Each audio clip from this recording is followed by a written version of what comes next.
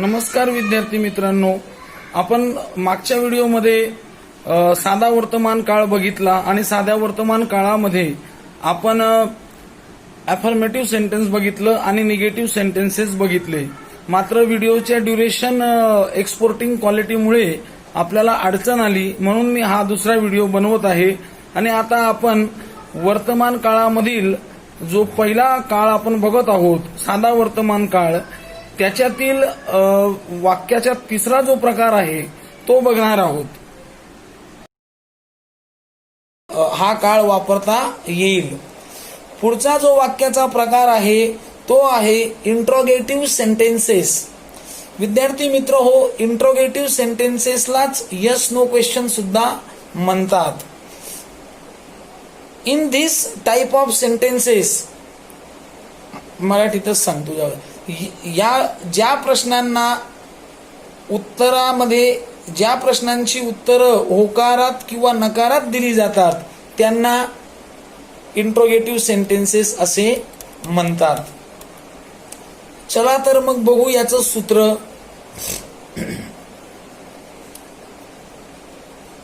आता समजा मी जर एखाद्याला विचारलं तू पाणी पितो का, तर तो काय सांगेल? हो किंवा नाही. मी जर एखाद्याला सांगितलं की तू धानोऱ्यात राहतो का, तो हो किंवा नाही सांगेल. तू मुलगा आहे का, तर तो काय सांगेल? हो किंवा नाही असंच सांगेल. तर असे काही प्रश्न असतात, त्यांना हे केलं या प्रकारात मोडलं जातं. चला तर मग त्याचं सूत्र बघू. त्याचं सूत्र पहिले असं आहे, वाक्याच्या सुरुवातीला do oblique does plus subject plus V1 plus object plus question mark. समजलं? म्हणजे सुरुवातीला सहाय्यकारी क्रियापद येईल. आता इथे सुद्धा हे लक्षात ठेवायचं आहे विद्यार्थी मित्रांनो की ज्या ठिकाणी आय, वी, यू, दे आणि अनेकवचनी कर्ते असतील तिथे डू वापरावा लागेल, आणि जिथे ही, शी, इट असेल किंवा एकवचनी नाम असेल तिथे डज नॉट वापरावा लागेल. सोपी गोष्ट आहे, पण मी प्रत्येक ठिकाणी रिपीट करत आहे. आणि शेवटी प्रश्नचिन्ह द्यावं लागेल. लिहिताना, बोलताना द्यायची गरज नाही. तर याला मराठीमध्ये कसं ओळखाल? वाचतो का, खेळतो का, लिहितो का, पाहतो का, असा उच्चार ज्या वाक्यात होईल किंवा जेव्हा असा उच्चार करायचा असेल तेव्हा ते वाक्य इंट्रोगेटिव्ह सेंटेन्स आहे असं ओळखावे. चला तर मग बघू पहिलं उदाहरण.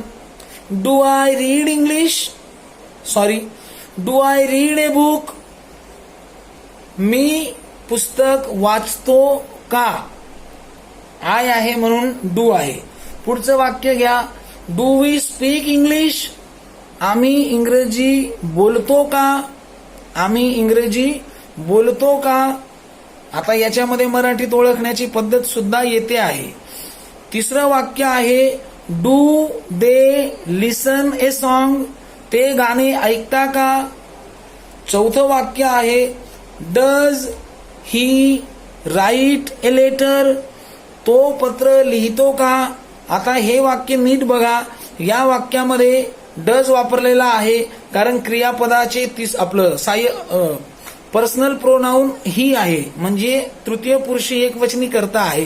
पण या वाक्यामध्ये ही नंतर जे राईट आलेलं आहे त्याला यस प्रत्यय लावलेला नाही. का? वाक्याचा प्रकार इथे वेगळा आहे.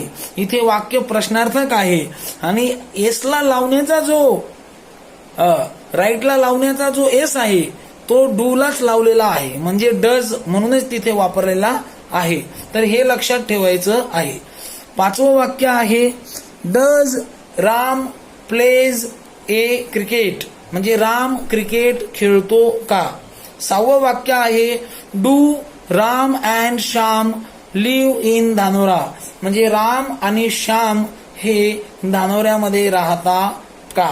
तर अशा प्रकारे इंट्रोगेटिव्ह सेंटेन्स मध्ये सुद्धा तुम्हाला वाक्य तयार करता येतील. पुढचा वाक्याचा प्रकार आहे डबल इंट्रोगेटिव्ह सेंटेन्सेस म्हणजे द्विप्रश्नार्थक वाक्य किंवा त्याला WH टाईप क्वेश्चन सुद्धा म्हणतात. ज्या वाक्यांचे हो नाहीच्या ऐवजी सुद्धा उत्तर देता येते किंवा जास्तीचं उत्तर ज्या वाक्यात सांगता येतं त्याला WH किंवा डबल इंट्रोगेटिव्ह सेंटेन्सेस असं म्हणतात. आता WH म्हणजे काय? WH ही एक फॅमिली आहे किंवा हा एक प्रकार आहे. म्हणजे त्याच्यात काय असतं? व्हॉट, व्हेन, वेअर, हू म्हणजे काय? काय, केव्हा, कुठे, कोण, कशासाठी, कसे अशा वाक्यांनी किंवा अशा शब्दांनी जेव्हा प्रश्न विचारले जातात त्याला WH असं म्हणतात. त्याचं आपण सूत्र बघू. त्याचं सूत्र आहे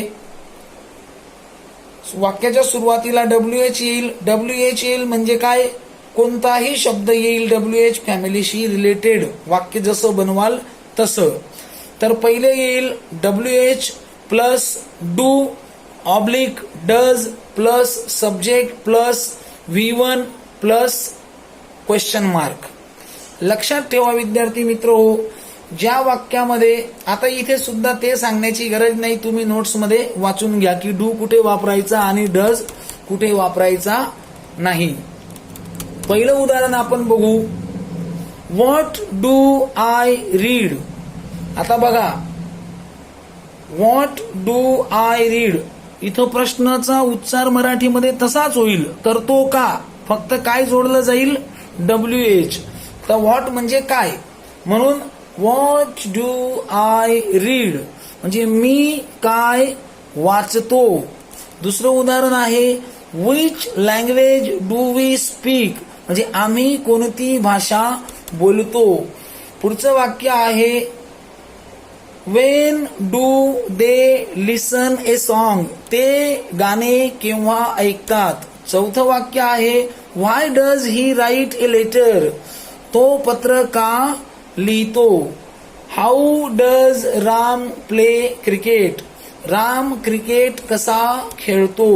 wear do Ram and Shyam live म्हणजे राम आणि श्याम कुठे राहतात. तर अशा प्रकारे साध्या वर्तमान काळात चारही प्रकारांमध्ये कसं वाक्य तयार केलं जातं हे मी तुम्हाला स्ट्रक्चर सहित उदाहरणांसहित सांगितलेलं आहे. आता विद्यार्थी मित्र, वर्तमान काळातील जो दुसरा उपप्रकार आहे तो आपण पाहणार आहोत आणि तो आहे द प्रेझेंट कंटिन्युअस टेन्स म्हणजे चालू वर्तमान काळ, ज्याला प्रोग्रेसिव्ह टेन्स सुद्धा म्हणतात. तर याची व्याख्या बघू अगोदर. The present continuous tense indicates that an action or condition is happening म्हणजे काय? चालू वर्तमान काळ हे सूचित करतो की एखादी क्रिया किंवा स्थिती किंवा कृती ही सुरू आहे असं जिथे चालू आहे किंवा सुरू आहे असं ज्याच्यात सूचित केलं जातं त्याला चालू वर्तमान काळ असं म्हणतात. मग याला मराठीमध्ये ओळखण्याची सोपी पद्धत आहे. वाचत आहे, करत आहे, बघत आहे, खेळत आहे, गात आहे, झोपत आहे वगैरे वगैरे ही मराठीमध्ये त्याला ओळखण्याची पद्धत आहे. आता याच्यामध्ये सुद्धा आपण चारही वाक्यांच्या प्रकारामध्ये बघणार आहोत. म्हणून पहिला प्रकार आहे अफर्मेटिव्ह सेंटेन्स म्हणजे होकारार्थी वाक्य आणि अफर्मेटिव्ह सेंटेन्स मधलं सूत्र आहे subject plus am oblique is oblique are plus V1 plus ING plus object. बरोबर. आता इथेही तुम्ही लक्षात ठेवा की एम इज आर कुठे वापरायचं आहे? जिथे आय असेल तिथे एम वापरायचा आहे. जिथे ही शी इट आणि एकवचनी करता असेल तिथे इज वापरायचा आहे आणि जिथे यू दे आणि वी असेल तिथे आर वापरायचा आहे. तर याचं उदाहरण आपण घेऊ. पहिलं I am reading a book म्हणजे मी पुस्तक वाचत आहे. वी आर स्पीकिंग इंग्लिश आम्ही इंग्रजी बोलत आहोत. They are listening a song म्हणजे ते गाणे गात आहे, आपलं ते गाणे ऐकत आहे. चौथं उदाहरण आहे he is writing a letter, म्हणजे तो पत्र लिहित आहे, म्हणजे पत्र लिहिण्याची कृती सुरू आहे. पाचवं वाक्य आहे राम इज प्लेइंग क्रिकेट, म्हणजे राम क्रिकेट खेळत आहे, खेळण्याची कृती सुरू आहे. तर अशा प्रकारे कृती सुरू आहे असं या वाक्यांवरून आपल्याला कळतं. तर विद्यार्थी मित्र हो, पुढचा वाक्याचा प्रकार आहे निगेटिव्ह सेंटेन्स. आणि निगेटिव्ह सेंटेन्स म्हणजे नकारार्थी वाक्य. नकारार्थी वाक्यांमध्ये ओळखण्याची पद्धत आहे करत नाही, होत नाही. आणि त्याचं सूत्र आहे subject plus am oblique is oblique are plus V1 plus ING plus object. पहिलं वाक्य घ्या, I am not reading a book, म्हणजे मी पुस्तक वाचत नाही. We are not speaking English, आम्ही इंग्रजी बोलत नाही. They are not listening a song, ते गाणे ऐकत नाही. He is not writing a letter, तो पत्र लिहित नाही. Ram is not playing a cricket, म्हणजे राम क्रिकेट खेळत नाही. इतकं सोपं ते आहे. तिसरा प्रकार आहे इंट्रोगेटिव्ह सेंटेन्सेस. हे लक्षात ठेवा की आपण नेमकं कसं शिकत आहोत. Interrogative sentences. इंट्रोगेटिव्ह सेंटेन्सेस मधील सूत्र आहे am oblique is oblique are plus subject plus V1 plus ING plus object and plus question mark. आणि याला ओळखण्याची पद्धत आहे वाचत आहे का, करत आहे का, लिहित आहे का, गात आहे का, वगैरे वगैरे. त्याचं पहिलं उदाहरण आपण पाहू. Am I writing a letter, मी पत्र लिहित आहे का, समजलं. दुसरं वाक्य घेऊ, आर वी स्पीकिंग इंग्लिश, आम्ही इंग्रजी बोलत आहोत का. तिसरं वाक्य आहे are they listening a song, ते गाणे ऐकत आहेत का. चौथं वाक्य आहे is he writing a letter, तो पत्र लिहित आहे का. पाचवं वाक्य आहे is Ram playing cricket, Ram cricket खेळत आहे का. म्हणजे इथे तुमच्या लक्षात येईल जिथे राम आहे एकवचनी तिथे इज आहे, जिथे दे आहे तिथे आर आहे. समजलं. तर अशा प्रकारे मग पुढचं वाक्याचा प्रकार आपण बघू आणि तो आहे डबल इंट्रोगेटिव्ह सेंटेन्सेस. आता डबल इंट्रोगेटिव्ह सेंटेन्सेस मध्ये सूत्र फक्त सुरुवातीला काय लागेल, WH लागेल. त्याचं सूत्र आहे WH plus am oblique is oblique are plus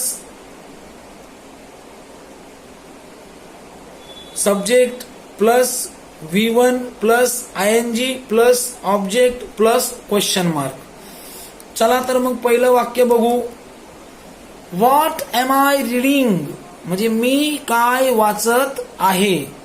दुसरं वाक्य आहे why are we speaking English, आम्ही इंग्रजी का बोलत आहोत. तिसरं वाक्य आहे which song are they listening, ते कोणते गाणे गात आहे. How is he writing a letter, तो पत्र कसे लिहित आहे. वेअर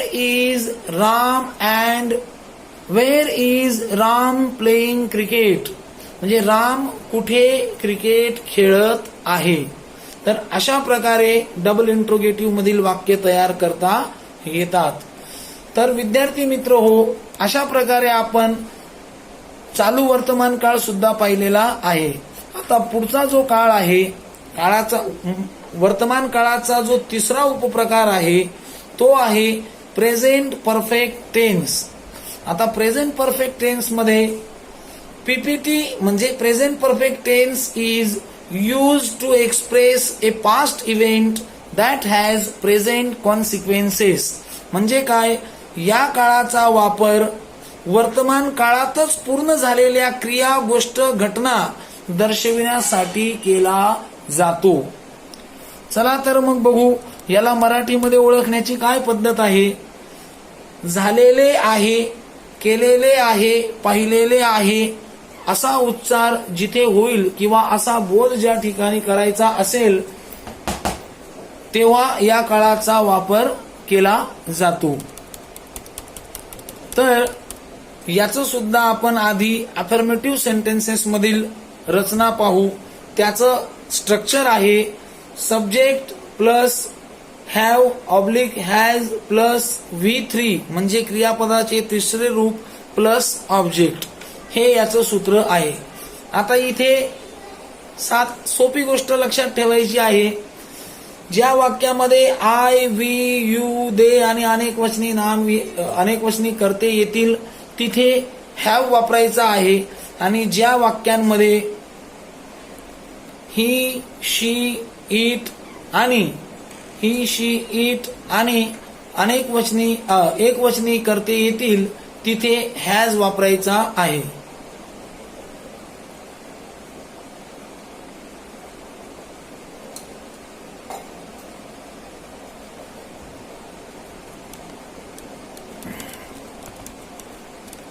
तर मग अफर्मेटिव्ह सेंटेन्स मध्ये आपण उदाहरण बघू. पहिलं उदाहरण घेऊया. I have red a book. आता इथे मी पुस्तक वाचलेले आहे. आता इथे रीड जरी दिसत असला तरी रीडचं तिसरं रूप हे रीडच आहे, मात्र त्याच्या दुसऱ्या आणि तिसऱ्या रूपाचा उच्चार रेडच होतो. म्हणून I have red a book म्हणजे मी पुस्तक वाचलेले आहे, म्हणजे पुस्तक वाचण्याची क्रिया झालेली आहे आणि ती वर्तमान काळातच झालेली आहे. हे कशावरून समजायचं मग? हे याच्यावरून समजायचं आहे की वाक्यामध्ये कोणतं सहाय्यकारी क्रियापद आहे? हॅव आहे. म्हणून ज्याप्रमाणे मी सांगितलं की युनिफॉर्म हॅव हा वर्तमान काळात दर्शवतो, म्हणून वर्तमान काळातच वाचण्याची क्रिया झालेली आहे. पुढचं उदाहरण आहे वी हॅव स्पोकन इंग्लिश म्हणजे आम्ही इंग्रजी बोललेलो आहे. पुढचं वाक्य आहे they have listen a song म्हणजे त्यांनी गाणे ऐकलेले आहे. पुढचं वाक्य आहे he has written a letter त्याने पत्र लिहिलेलं आहे. पुढचं वाक्य आहे Ram has played cricket Ram cricket खेळलेला आहे. विद्यार्थी मित्र हो, निगेटिव्ह सेंटेन्सेस मधील सूत्र पाहू. निगेटिव्ह सेंटेन्सचं सूत्र आहे, आता मराठीमध्ये याला कसं ओळखायचं? केलेले नाही, झालेले नाही. सूत्र आहे subject plus have not oblique has not plus V3 plus object. पहिलं उदाहरण बघू. I have not read a book मी पुस्तक वाचलेले नाही. We have not spoken English आम्ही इंग्रजी बोललेलो नाही. तिसरं उदाहरण आहे they have not listen a song म्हणजे त्यांनी गाणे ऐकलेले नाही. He has not written a letter म्हणजे त्याने पत्र लिहिलेले नाही. Ram has not played a cricket म्हणजे राम क्रिकेट खेळलेला नाही. पुढचं वाक्याचा प्रकार आहे इंट्रोगेटिव्ह सेंटेन्सेस म्हणजेच प्रश्नार्थक वाक्य. त्याचं सूत्र आहे have oblique has plus subject plus V3 plus object plus question mark. चला तर मग बघू. Have I read a book have I read a book मी पुस्तक वाचलेले आहे का? पुढचं वाक्य आहे हॅव वी स्पोकन इंग्लिश आम्ही इंग्रजी बोललेलो आहोत का? पुढचं वाक्य आहे have they listen a song त्यांनी गाणे ऐकलेले आहे का? Has he written a letter त्याने पत्र लिहिलेले आहे का? पुढचं वाक्य आहे हॅज राम प्लेड क्रिकेट म्हणजे राम क्रिकेट खेळलेला आहे का? अशा प्रकारे हे सुद्धा तुम्ही शांततेत ऐका, तुमच्या लक्षात येईल. पुढचा वाक्याचा प्रकार आहे डबल इंट्रोगेटिव्ह किंवा WH टाइप ऑफ क्वेश्चन आणि त्याचं सूत्रही सोपंच आहे, फक्त सुरुवातीला WH लागेल. सूत्र आहे स्ट्रक्चर आहे WH oblique have oblique has WH plus have oblique has plus subject plus V3 plus object and plus question mark. आणि पहिलं एक्झाम्पल आहे what what have I read, मी काय वाचलेले आहे. When has we spoken English, when have we spoken English म्हणजे आम्ही केव्हा इंग्रजी बोललेलो आहे. Why have they listened a song म्हणजे त्यांनी गाणे का ऐकलेले आहे.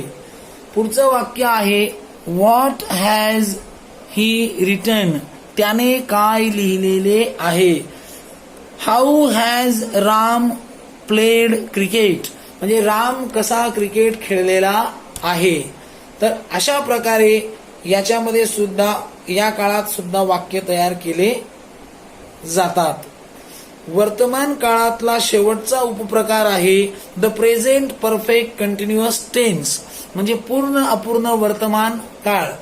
वास्तविक हा काळ थोडासा अनावश्यक वाटतो कारण अशा घटना फार कमी होतात, पण व्याकरणाचा तो भाग असल्या कारणामुळे आपण तो पाहणारच आहोत. कारण याच्यात क्रिया पूर्णही झालेली आहे, अपूर्णही आहे आणि सुरूही आहे असाही बोध होतो. बघा मग, it shows or indicates that something started in the past and is कंटिन्युइंग at the present म्हणजे एखादी कृती, गोष्ट, घटना ही वर्तमान काळात एका विशिष्ट वेळेला सुरू झाली होती आणि ती पूर्ण होऊन अंशतः सुरू आहे असा बोध या काळात. मराठीमध्ये ओळखण्याची काय पद्धत आहे? अत्यंत सोपी पद्धत आहे. शिकत आलेलो आहे, वाचत आलेलो आहे, गात आलेलो आहे असा उच्चार जिथे होईल किंवा असा बोध आपल्याला करून द्यायचा असेल तेव्हा या काळाचा वापर केला जातो. पूर्ण अपूर्ण वर्तमान काळ. चला तर मग अफर्मेटिव्ह सेंटेन्सेस बघू. अफर्मेटिव्ह सेंटेन्सेसचं स्ट्रक्चर आहे subject plus have been oblique has been plus V1 plus ING plus object असं त्याचं रचना आहे. याचं पहिलं उदाहरण आपण बघू. आता इथे मी पुन्हा सांगत नाही की हॅव कुठे वापरावा आणि हॅज कुठे वापरावा, तो तुम्ही वरच्या उदाहरणांवरून समजून घ्या. पहिलं उदाहरण आहे I have been reading a book म्हणजे मी पुस्तक वाचत आलेलो आहे. इथे सुद्धा हॅव आहे म्हणून वर्तमान काळ आहे आणि रिडिंगला ING लागलेला आहे म्हणजे क्रिया सुरू आहे, पण केव्हा तरी सुरू झाली होती आणि आताही सुरू आहे. तर विद्यार्थी मित्र हो, मी पुस्तक वाचत आलेलो आहे. दुसरं उदाहरण आहे we have been speaking English आम्ही इंग्रजी बोलत आलेलो आहे. They have been listening a song ते गाणे ऐकत आलेले आहे. He has been writing a letter तो पत्र लिहित आलेला आहे. Ram has been playing cricket Ram cricket खेळत आलेला आहे. अशा प्रकारे याच्यात होकारार्थी किंवा विधानार्थी वाक्य तयार केले जातात. पुढचा वाक्याचा प्रकार आहे निगेटिव्ह सेंटेन्सेस म्हणजे नकारार्थी वाक्य आणि त्याची रचना आहे subject plus have been oblique has been plus not plus V1 plus ING plus object. पहिलं वाक्य आहे I have not been reading a book मी पुस्तक वाचत आलेलो नाही. We have not been speaking English आम्ही इंग्रजी बोलत आलेलो नाही. They have not been listening a song ते गाणे ऐकत आलेले नाही. He has not been writing a letter तो पत्र लिहित आलेला नाही. Ram has not playing cricket Ram cricket खेळत आलेला नाही. अशा प्रकारे निगेटिव्ह सेंटेन्सेस तयार केले जातात. पुढचा वाक्याचा प्रकार आहे इंट्रोगेटिव्ह सेंटेन्सेस आणि त्याचं कन्स्ट्रक्शन्स आहे have oblique has plus subject plus been plus V1 plus ING plus object. याचं पहिलं उदाहरण आपण बघू. Have I been reading a book, मी पुस्तक वाचत आलेलो आहे का. दुसरं उदाहरण आहे have we been speaking English, आम्ही इंग्रजी बोलत आलेलो आहोत का. Have they been speaking listening a song.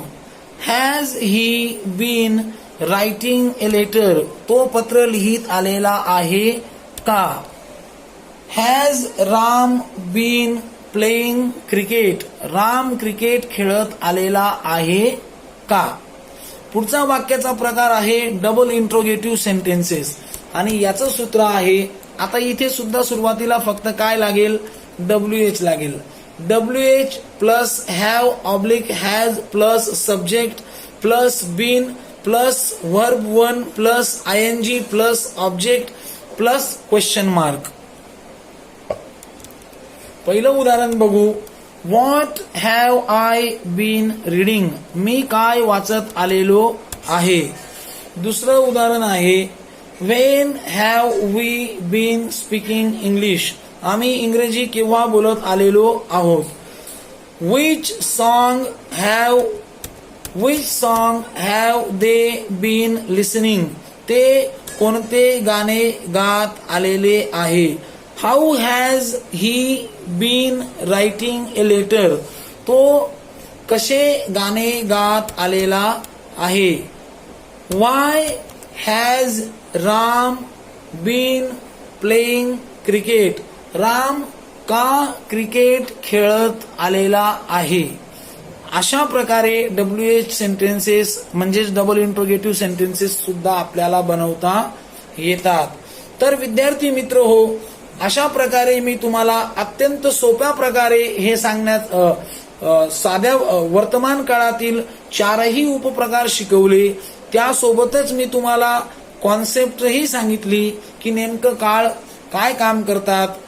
कृपया तुम्ही हा व्हिडिओ एकदा दोनदा जोपर्यंत तुम्हाला समजत नाही तोपर्यंत बघा, तुम्हाला निश्चितच हे लक्षात येईल आणि शिकण्याच्या या प्रोसेसमध्ये शिकत राहा. या व्हिडिओवर आधारित नोट्स मी तुम्हाला तुमच्या ग्रुपला शेअर करेल, तोपर्यंत तुम्ही याचा अभ्यास करावा. आणि एक महत्वाची गोष्ट सांगतो की शिकत राहा, काहीतरी नवीन गोष्टी करत राहा. कोरोना काळ सुरू आहे म्हणून टेन्शन घेणे किंवा शाळा कधी उघडेल, कसं होईल, काय होईल याचा काही विचार करू नका. तुमचं शैक्षणिक वर्ष हे ऑनलाईनच्या माध्यमातून सुरूच आहे, त्याच्यामुळे तुम्ही गैरसमज करू नका की शाळा उघडत नाही म्हणून काही होणार नाही आणि आम्ही काहीच करणार नाही, असं करू नका. कारण ऑनलाईन परीक्षा आता सर्वत्र सुरू आहे. जर कोरोनावर लस उपलब्ध झाली नाही तर तुमची सुद्धा ऑनलाईन परीक्षा होईल आणि त्यावेळेला तुमचा गोंधळ होईल. म्हणून सर्वांनी ग्रुपमध्ये राहायचं आहे. मी शिकवलेल्या गोष्टी आणि इतर शिक्षकांनी शिकवलेल्या किंवा शेअर केलेल्या गोष्टी बघायच्या आहे आणि टेन्शन घ्यायचं नाही. वारंवार एकच गोष्टीचं किंवा कोरोनाचं टेन्शन घ्यायची आपल्याला गरज नाही. काहीतरी आपण शिकायचं आहे.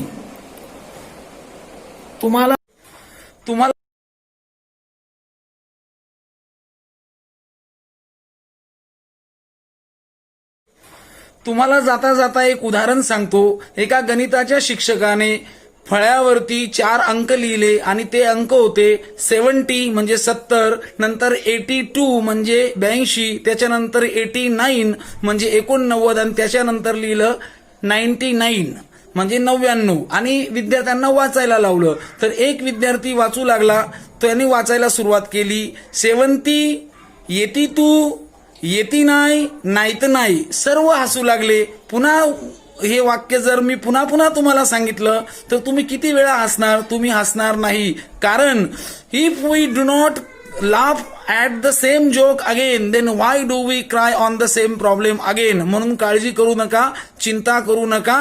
कोरोना काळ काय असेल काय नसेल याचा विचार करू नका. अभ्यास करा आणि हेल्दी राहा. Good bye, take care, sweet dream.